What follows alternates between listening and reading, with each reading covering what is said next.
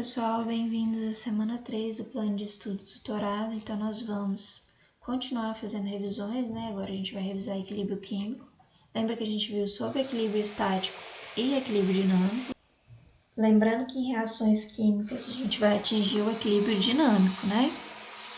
E como seria isso? Aí fala assim, um exemplo é a reação entre o gás hidrogênio e iodo, feita em recipiente fechado. Produzem gás iodeto de hidrogênio. Em um determinado momento, o produto formado começa a reagir formando novamente gás hidrogênio e gás iodo. Reações reversíveis como essa é representada por uma dupla seta, que indica que é a reação direta e a reação inversa. Então, quando você tem aqui reação direta, da esquerda para a direita, e a reação inversa, da direita para a esquerda, né? O equilíbrio vai ser estabelecido quando a velocidade da reação direta e inversa forem iguais. O equilíbrio químico, quando a velocidade da reação direta e inversa é a mesma. E a gente viu também fatores que vão influenciar aqui nesse equilíbrio, né? Que é a concentração. A concentração vai influenciar de que maneira? Se você aumenta a concentração dos reagentes, a tendência é deslocar o equilíbrio na formação de mais produtos, né? Para diminuir aquela perturbação que foi colocada ali. E outra coisa, e a temperatura? Se a reação for endotérmica, se a reação direta for endotérmica e você aumentar a temperatura da reação, você vai favorecer a reação endotérmica. Agora, se a reação direta for exotérmica e você aumenta a temperatura, você vai favorecer a reação inversa a ela, que é a endotérmica, né? E a pressão também vai interferir, porque se você contar, né, a gente tem que lembrar que isso no caso de gases, quanto maior a pressão, desloca no sentido do equilíbrio que tem formação de produtos com menor volume, né? Então, lembrar disso. Aqui, por exemplo, você tem hidrogênio reagindo com iodo, que é a reação com o modo celular, formando HI, né? Nessa reação, por exemplo, eu tenho o mesmo volume, 1 mol para 2 mols. Então, de um lado e do outro, 1 mol com 1 mol, 2. E 2 mols aqui. Então, não tem interferência da pressão, porque o volume dos gases é o mesmo, tá? Mas pode ter influência da concentração e da temperatura. Só que para ver a influência da temperatura, ele tem que te fornecer o ΔH, porque você não é obrigado a decorar qual reação é endotérmica e exotérmica, né? Então, ele tem que te fornecer o ΔH ali, se ele quiser saber alguma coisa sobre a influência da temperatura. E aqui o gráfico, tá, gente? Muita atenção nisso aqui. Então, a velocidade da reação direta tá aqui. E a inversa tá aqui.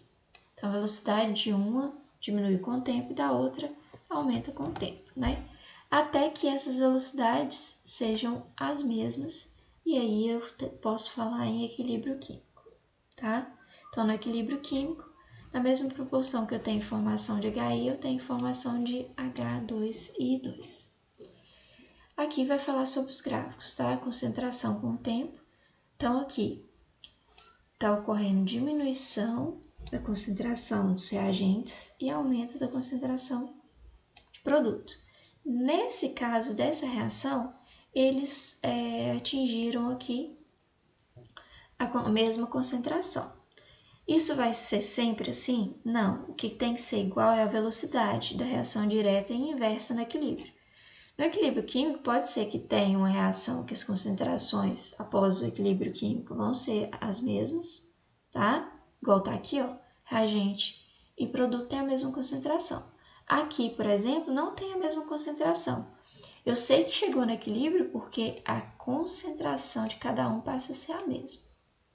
Então, a partir desse momento, eu tenho o equilíbrio químico. Mas não necessariamente as concentrações têm que ser igual. O que tem que ser igual é a velocidade da reação direta e inversa. Aqui, por exemplo, o produto já ficou com a concentração maior do que os reagentes, mas com o tempo ele não se modificou mais. Depois que a concentração não se modifica mais com o tempo, a gente tem o equilíbrio atingido. E como que faz para calcular a constante de equilíbrio? Muita atenção aqui, ó. Você vai ter que pegar a concentração do produto, vezes a concentração do outro produto, né, se tiver 2 ou mais, elevado ao coeficiente estequiométrico. Então, tem que lembrar de balancear, tá? Então, vai estar elevado a C. E a mesma coisa, então é sempre produto sobre reagente, tá? É a multiplicação ali do que a gente tem. Então, é produto, concentração dos produtos elevado ao seu coeficiente estequiométrico sobre concentração dos reagentes elevado ao seu coeficiente estequiométrico. E lembrar que aqui é uma multiplicação, tá?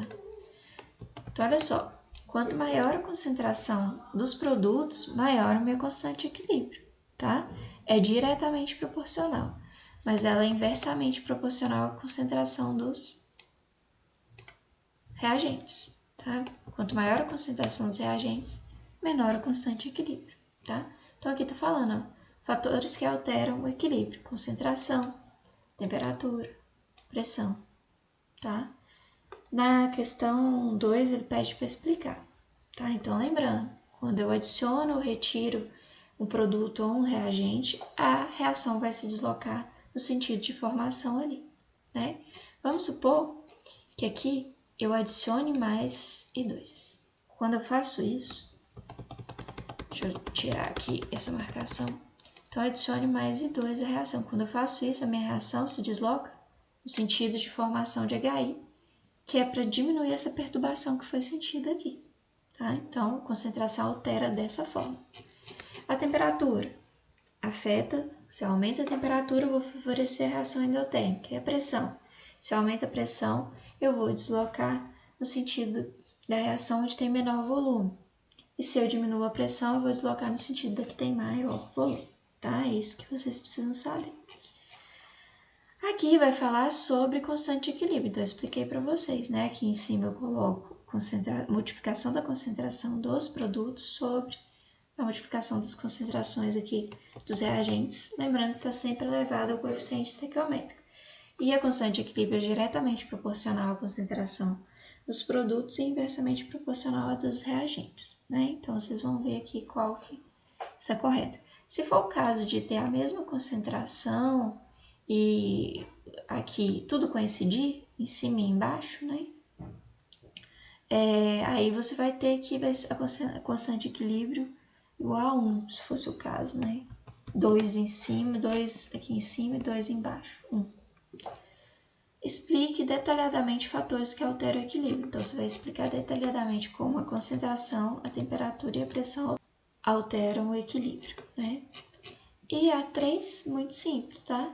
Num dado experimento, em recipiente fechado, observou-se a concentração de um dos componentes em função do tempo foi aumentando até se estabilizar.